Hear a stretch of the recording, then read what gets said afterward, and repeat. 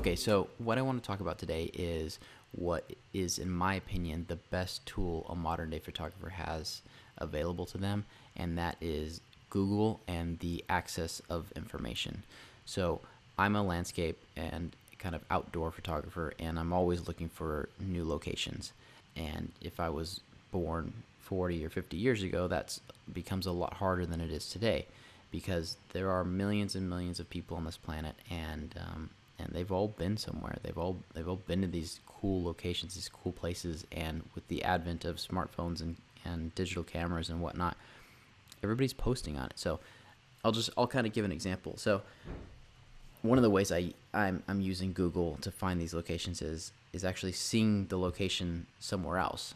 So either on YouTube or Instagram or TV or whatever it might be, I'll see a cool location and I'll do my best to try and find out where that is, whether that's, scrolling the comments to see if someone else has asked that question and has gotten an answer, or I'll try to contact the person who posted the photo or the video directly. 9 times out of 10, you're going to get an answer. I have one time gotten someone who said they wanted to keep the location secret, but, it's not very common. So I'll just give an example. So the other day I was looking for a dry lake bed, and I found one. It was called El Mirage Lake, and so I looked it up. And the first thing that I do when I find a new location is I go to images. I want to see if it's worth my time to begin with. It might not be exactly what you're looking for. And so from here you can see it's a dry lake bed, and it looks like it's, this is the kind of stuff I'm looking for. Flat, kind of salt flat sort of a thing. Looks like there's other people going out there, so you can go out there. Looks like they're shooting out there. That's the other thing too.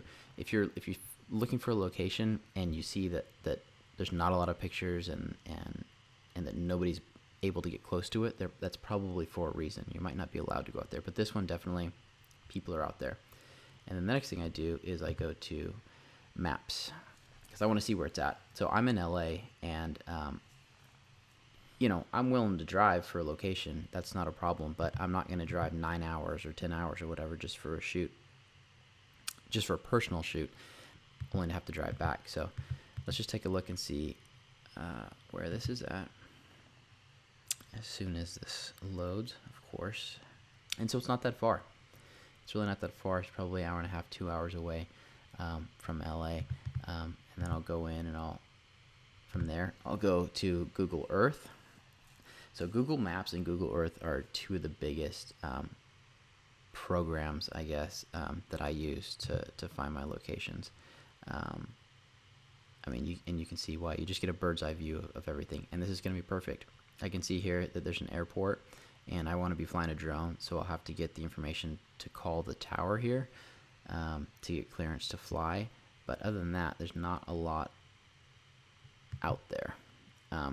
So you might have seen when I had my map zoomed out that there were some stars around. Okay, so you can see these stars that are all around basically the state. This is my absolute favorite part of Google Maps. So all these stars are either locations I've been to, locations I want to go to, or just kind of road markings and whatnot. So if we use the El Mirage Lake as a kind of a guide here. So I want to take some shots and do some video stuff out on the dry lake bed, but part of the shoot I want to have a campfire going. And so what I wanted to do is find a spot by the lake where I could do that. And so I zoomed in here, and you can clearly see that these, once it loads in high def, that these are campsites. And it's all BLM land, so I'm allowed to have a campfire. So this is my, going to be my first location for that. And then I have picked a backup location somewhere around here, wherever the other star was, up there. It really, these are available on my phone, they're available on my computer, they're available offline, online, it doesn't matter. So if I'm assuming I'm not going to get coverage of cell reception out here on the dry lake bed, I'll load the map, the Google map, onto my phone, so I have it for offline viewing, and then it has these favorited locations saved onto the phone, and all I have to do is click on them, and it tells me exactly how to get there. And that's such a huge help if you know you're not going to have cell reception.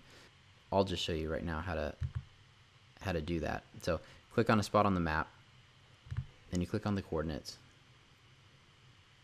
and then you go boom right there, saved.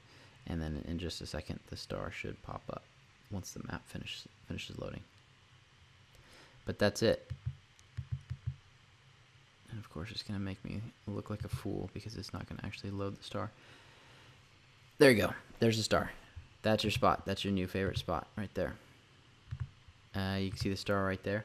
And you can even get directions to the star from wherever you're going. I've done that a lot when I go up to Alabama Hills, because some of those roads they're definitely not logged into to Google Maps as roads. They're just dirt paths, really.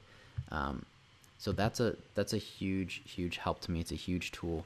I like to do a lot of legwork before I go, so I'll spend a lot of time looking through Google Images, checking it out on Google Maps and Google Earth, and then I'll try to find some blogs or YouTube videos just to kind of get a lay of the land of what am I getting myself into, and kind of what's around there. Like I said, if I'm driving far, it's got to be worth my while, and so one thing that I try to make sure that either it's close or I can kind of partner it up with a couple other shoot locations to kind of make it the best bang for my buck.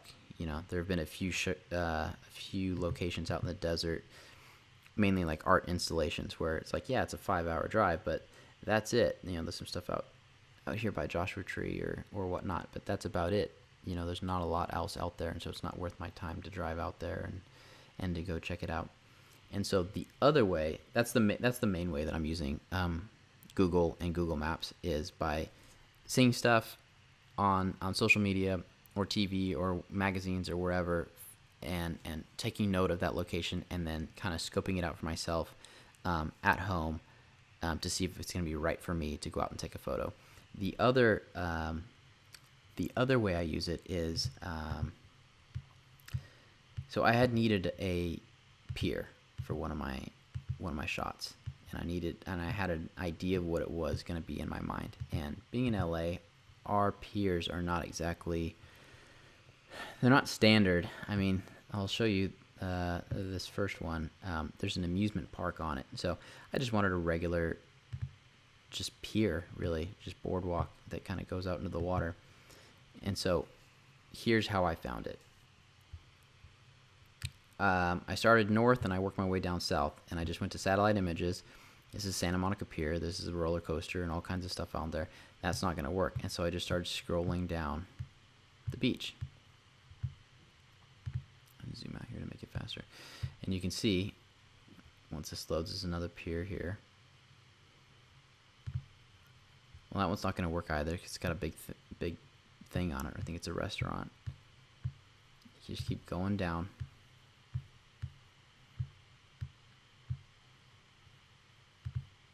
And I'm not going to take you through the whole process, but that was how I found the pier that I wanted. It was, I believe it was the Hermosa Pier, and it looked right from satellite. And then I went down to Street View, and it looked okay. And then I went and I tried to type it into Google Images, and I saw that, yeah, this is about what I'm looking for. And then I went ahead and drove over there. I've done that for a number of places.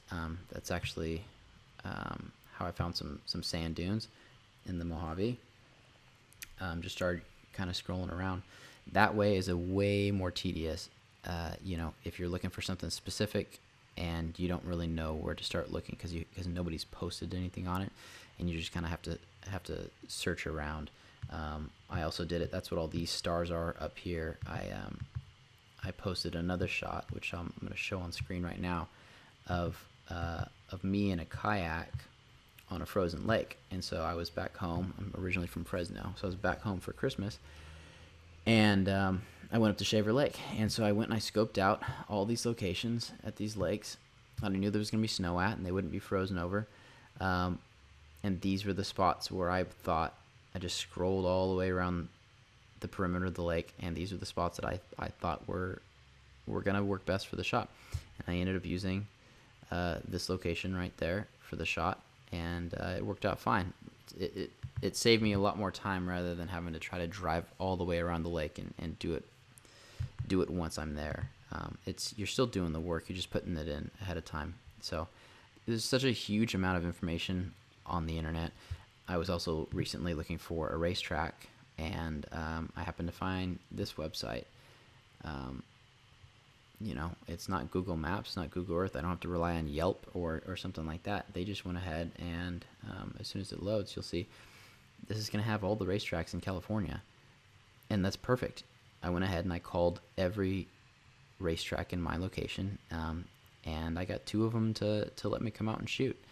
And so that saved me a lot of time from, I don't even know how I would try to find a racetrack otherwise if it wasn't for something like this. So I guess the moral of the story is there's a ton of information out there, and I like to put in my work ahead of time. So when I get to a place, I know it's going to work for me. I don't like to put a lot of things up to chance. So if you're anything like me, use these tools. There's stuff that I'm not even using that's out there that's for free, and you're able to do.